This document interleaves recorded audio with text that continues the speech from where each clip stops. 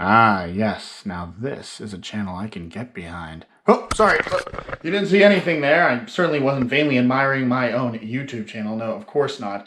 This interruption actually is a message from the future to all of you because I'm relaunching my If Cars Could Talk website. But for more reasons than just to show you more of me in front of a camera next to a car blabbering on, really I want to create a resource out of it, specifically based on this Good, Bad, Ugly series I do where I tell you, well, what the hell to expect when you actually drive exotic or luxury cars. So essentially, I want you guys all to be able to type in a specific car and we'll find out what the hell's going to go wrong with it so you know if you should buy it or not. So guys, stay tuned for the website to launch very soon, and sorry for the interruption. Enjoy the rest of this video. Can someone please explain to me how my job got me in front of a car like this? My God. How's it going, guys? Dylan from If Cars Could Talk, and I hope everybody's doing well today. As you can tell, I certainly am because, well, I'm in front of a piece of history. This car created the lines for the very iconic 911 we have today. However, this is not a 911. It's a 356, and, well, I figured it would be the best car for my series, The Good, the Bad, the Ugly, because this particular car has 70,000 miles on it, which is an indication that the owner of this car was not beholden to it. Because the problem today is, well, all these cars are garage queens, so we don't know what the hell to expect when you actually own and drive these things. So today, I'm going to be telling you the good, the bad, the ugly with regard to the Porsche 356.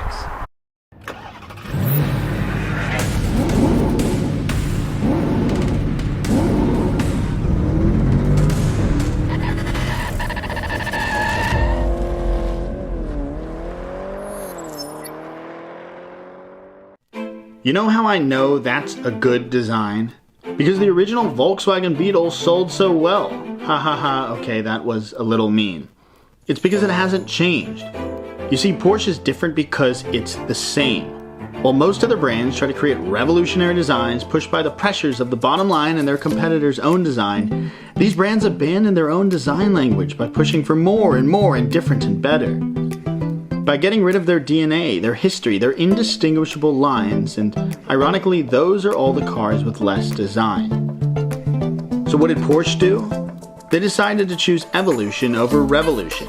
Their iconic 911 lives on, and it's separated by, well, a lot of years, yet each 911 shares those curvaceous hips, those round eyes, that big butt, and that badge on the steering wheel. All the same but different, in a good way, in a way that nods to the past but doesn't live in it. And how can we blame them?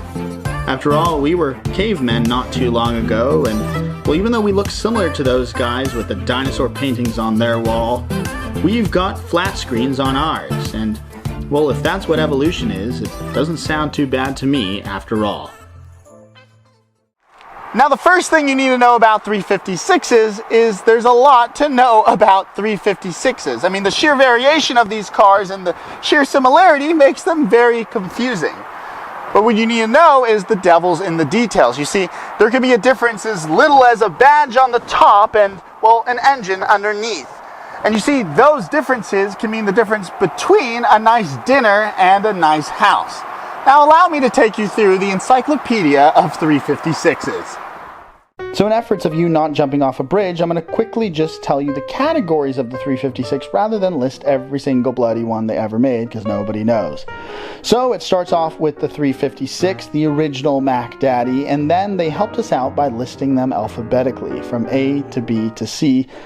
Each different year ranges and engines and all those types of things. But the main thing you need to know is that, well, Porsche was a small company at the time and they were just simply trying to perfect the only thing they had. So they looked rather similar, but there were improvements such as handling, power, safety, and, well, that's about it. However, they did get quite popular amongst, well, sporting enthusiasts and celebrities alike. They even offered a speedster variant where you could see the ceiling up above, and, well, faster race variants so that you could take it down to the track and impress your friends. Now, because 356s are older than your grandmother's Rolodex, it makes components, well, simple to use and easy to order. Which basically means you can work on your 356 from the comfort of your home garage. But when things do get complicated, unfortunately, newer Porsche dealers today aren't exactly, well, fluent in 356 anise anymore. So you'll end up having to see a specialist who will charge you as much as they want and have the car for as long as they want, because let's be honest, they'll have you by the balls. Now, reasons you're probably going to have to go to the annoying overpriced specialist is because, well, these cars are prone to a couple of mechanical issues. You see, by the engine, there tend to be leaks by the oil cooler and, well, the rocker areas. And then in addition to that, here in the front suspension, the link pins tend to seize if not properly greased and maintained. So there you go. The number one problem, you may ask? Well, it's rust. You see, these cars tend to rust absolutely everywhere for a couple of reasons. You see, way back in Tickety 2 or whatever it was, there was limitations in techniques and technology. So for instance, there was very little rust proofing and the sheet metal wasn't galvanized. And the other problem probably is well, if these cars were in environments like by the ocean, which they probably were, because let's be honest, the owners owned Porsches, then they had a big tendency to rust a little earlier. The floor pans, battery box, behind the wire reinforcement, along the edge of the wheel opening, the horizontal area at the top of the rear fender, below the rear quarter window, inner rear wheel wells, and doors rust through the door skin. Aha, I found some. A rusty bolt. Well, looks like we're gonna have to totally restore this one. Now, no, this is not a particularly fast car. It's not gonna melt your head into the seat back with its launch control. But you see, that's not the point of this car. It's not some stupid outlaw car that's been chopped apart and stripped of its originality. You see, I'm no Porsche nerd where I see a little hair's missing, but there's something to be said about originality because, well, when I was driving and looking at this car today, it took me to a time that I've never known and didn't exist in. And there's something to be said for, well, leaving cars to represent who they really are. Now, one positive with that low literage engine back there is it does give you pretty damn good MPG. And you know what? With these cars, you actually bypass any of the emission standards too. Now, moving to the interior, let's see if I can first of all adjust this. Oh, that doesn't seem to do anything, and that just moves that forward. Well, nevertheless, as you can see, there's already a tiny problem. If you're big like me, you're not going to fit in it. It's also not going to save your life because there's no seatbelts, and it certainly won't keep you cool because there's no AC. But what there is an almost German elegance to this car. No, it's a bit of an oxymoron. Not only that, well, when you're driving it, all your senses seem to be activated. Your eyes get to see an analog rev counter, your hands get to feel a stick shift, and your ears get to hear a naturally aspirated engine. And, well, your intuition is realized too. Maybe in a German way, because everything is where it should be. You really gotta slam it too. Now, one other problem. These things can get expensive. As I said, there's a million versions, and if you get the special version of the special version, you pay a premium for it. I mean, even having a different flipping badge or wheel arch can add thousands of dollars. And not only that, well, these cars have skyrocketed because they offer us a view into the past, an ability to drive something that is no longer created anymore. And really to experience the fruition of, as I said, one of the most iconic cars ever, the 911. But there is one other problem why these things go up. It's because of the people that buy them. You see, they're called Porschephiles.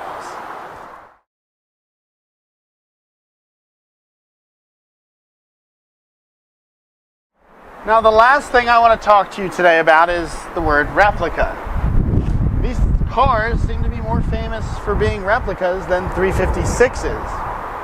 But is replicating, well, famous cars like this and the Shelby Cobra a good or a bad thing?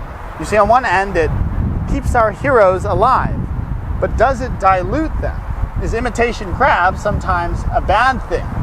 Well, for me, I think it's nice because these cars just aren't driven today. They're garaged and hidden away from the general public, so we never get to see them. And by replicating them, we're giving kids a chance to take a look at something this great. We're giving adults a chance to drive something this historic.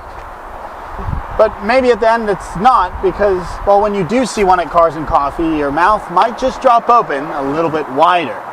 But in the meantime, I'm going to tell you how to identify if the 356 you see in a parking lot is a fake one. Alright, so like most replicas, they'll look a little off from a glance. Just like the guy who builds his Lamborghini in his garage, most of the times you're going to see things being cheaped out on. So the wheels aren't going to be original. The steering wheel is not going to be original. Obviously, you're not going to have old, aged badges. They're going to look nice and perfect. Along with the body, most likely too, although a lot of 356s are totally restored, so that doesn't help you much. But there is some telltale signs like, well, the materials it was made out of. So a lot of replicas are going to be made out of fiberglass rather than, well, the original cars were made out of aluminum, then steel, which makes the fiberglass ones thicker. And also there isn't a returned edge like on the wheel arches, for instance, as well. Now these cars, if they're not made in a mold, sometimes they'll be based on like a Volkswagen Beetle body, which means there's orientation of certain parts. So the handbrake, for instance, shouldn't be in the center or anywhere else. It should be under the dashboard. It's kind of a weird pull lever. In addition to that, it should be a felt feeling seat if you come to squeeze it, not a foam. But other than that, I mean, the list does go on. All right, move it anywhere, he says. No biggie, just a priceless Porsche 356. Never driven a 356 before, or anything from the late 50s for that matter. No biggie. Whew, it's on here. You gotta really slam those doors. It's funny, I was just looking for the seatbelt. There is none. Now the handbrake's funny. Everything's different in this car. There's no indication of where your gears are. It's just kind of a stick. My knees kind of hit too. I really wasn't designed for this.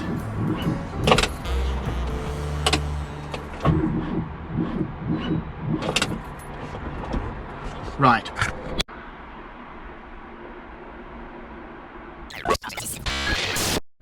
Okay, it's started, and not because of me, because of stuff on the owner.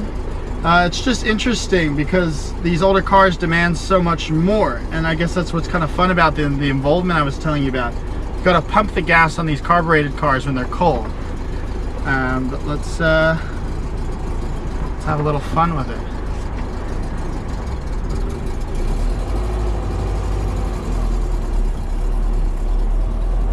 And we're off. And you can hear that Porsche whine. Oh my God, it's so cool.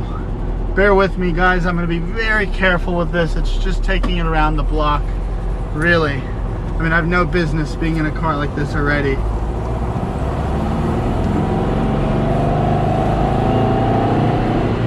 Oh my God, you hear that 911 sounding engine. Well, sorry, 911s don't sound like it. 356s do.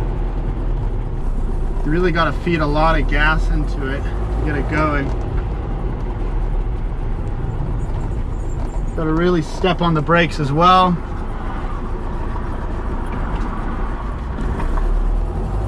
A lot of gas. First gear change, here we go. Got it, second, very clean. I mean, it's been a completely rebuilt car. Third, come on. Third, very good, I'm proud of myself. It's been a completely rebuilt car, so I mean, it drives remarkably well. It's remarkably forgiving. It's not all finicky in first gear if you're kind of starting off. Once it goes, it goes. Wow, what a fun car, bouncy. It feels incredibly 60s. When you get on it, look at the revs too. Wow, what a treat. What a treat. I mean, I drove a Urus a little while ago, and I have to admit I'm more excited to be in this than I was in that.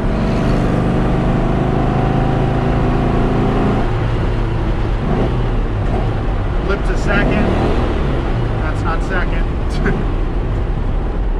You really got to step on the brakes.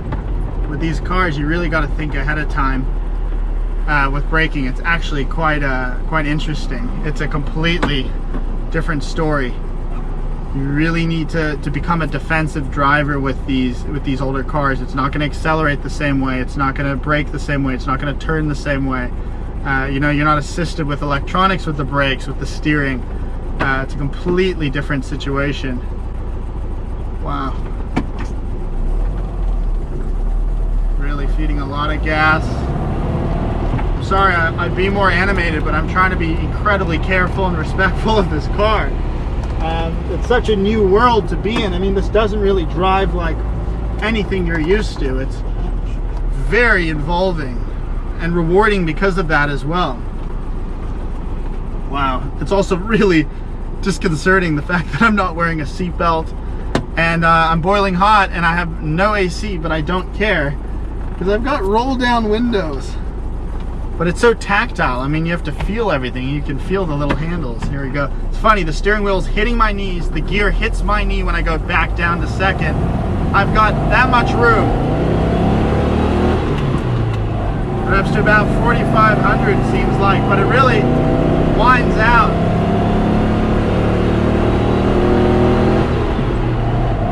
Oh my God, what a treat. Oh my God, I love my job. You really got to make sure it's in gear properly. Especially if you're doing a fast blip like that.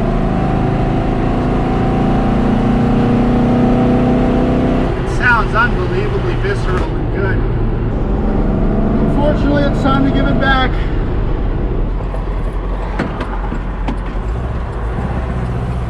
Oh my God. What a different experience. What an amazing experience.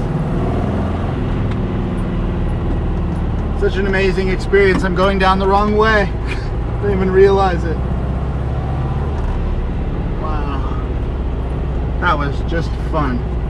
I mean, you know, sometimes I'm just speaking to you guys on the camera. I'm trying to be entertaining.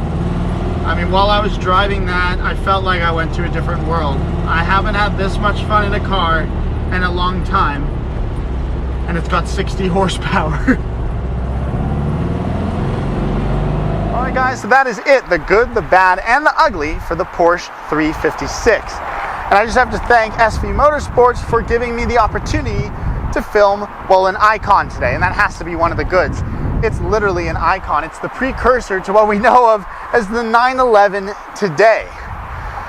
Now guys, there are some negatives. If you want to convert it to a submarine and take it underwater, it will rust into nothing. They're pretty expensive to buy, but you know, the maintenance actually isn't too bad. Now, would I own one? Probably not.